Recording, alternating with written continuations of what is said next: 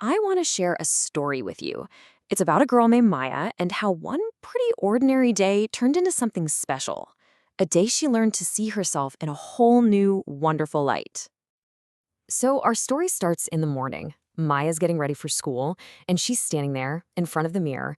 And as she looks at her reflection, she just lets out this small, quiet sigh. It's one of those heavy feelings. Maybe you felt it before too. And that little sigh, that heavy feeling, it didn't just stay in her room. Nope, it followed her all the way to school.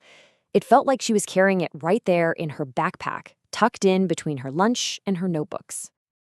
Later, at recess, Maya was sitting by herself on a bench, kind of just watching everyone else play. Her friend Leo came over and sat down right next to her. He could tell something was up, and he asked, so gently, if she wanted to talk. Maya took a really deep breath and, well, for the very first time, she said the words out loud. She told Leo that she just didn't feel good about how she looked that day. Now, Leo didn't laugh. He didn't tell her she was being silly or anything. He just looked at her with these really kind eyes and said something so simple but so powerful. He just said, "I've felt that way too." And right there, in that one moment, something inside Maya started to change. Isn't it amazing how that works? Just sharing a feeling can make it feel so much lighter. Knowing she wasn't the only one in the whole world who ever felt like this, it made that heavy feeling in her backpack shrink, just enough to let a little bit of sunshine in. So, back in the classroom after recess, something was definitely different. Instead of just looking down at her desk like she was before, Maya found herself looking up and looking around at all her friends and classmates. And this time, she wasn't just glancing at them, she was really, truly seeing them. And you know what she saw? A whole room just full of wonderful differences. She saw the sprinkle of freckles across one friend's nose, kind of like tiny stars. She noticed the cool red glasses on another. She saw a classmate in a wheelchair, another with shiny braces that would catch the light when they smiled. So many beautiful skin tones and all kinds of hair, bouncy curls, smooth waves, amazing braids. There were tall friends and short friends. And Maya had this thought, wait a minute, everyone is different. Not in a good way or a bad way, just in a way that made every single person exactly who they are. They were all unique, the only one of their kind. And that was actually pretty incredible. This whole new way of looking at the world around her came at the perfect time because their teacher was just about to announce a brand new project, one that would help Maya see herself in a new way, too. "All right, class," their teacher said with a big, warm smile. "Today, we're all going to draw a self-portrait, a picture of you."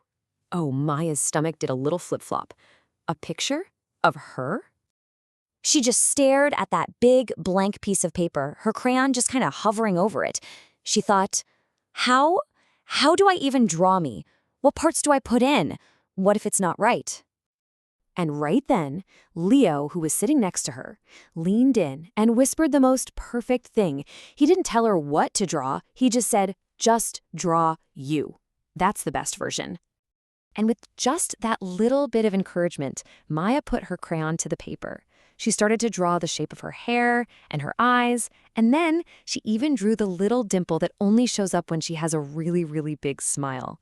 And as she was drawing, a real smile started to grow on her own face.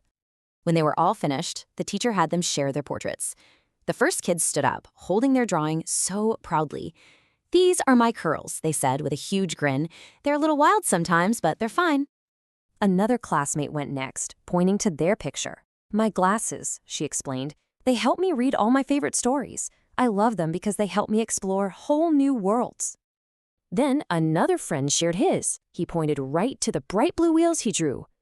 "This is my wheelchair," he said, smiling so big. "It lets me zoom super fast at recess." After every single person shared, the whole class would clap. And it wasn't just polite clapping, It was this warm, happy, supportive sound. So when it was finally Maya's turn, she walked to the front of the room, and she wasn't feeling heavy or nervous anymore. She just felt proud. Later that afternoon, as Maya and Leo walked home from school, everything just felt different.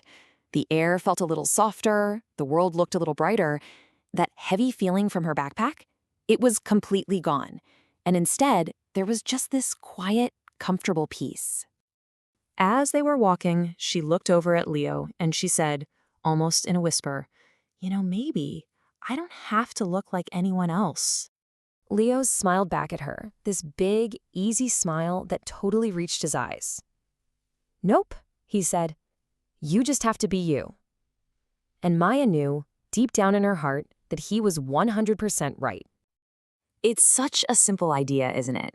But it's also the biggest and most important idea of all. Being you, exactly as you are. That is the most wonderful thing you can ever be. You can think of it like this. Your body is your home. It's the one place you will always live. It's what carries you on all your adventures. It's what lets you give the best hugs. It's what's telling your special, one-of-a-kind story to the world every single day. So please remember that. Remember Maya and her friend Leo and that whole classroom full of beautiful, different, unique kids. Because you are wonderful. Right now, in this very moment, exactly as you are.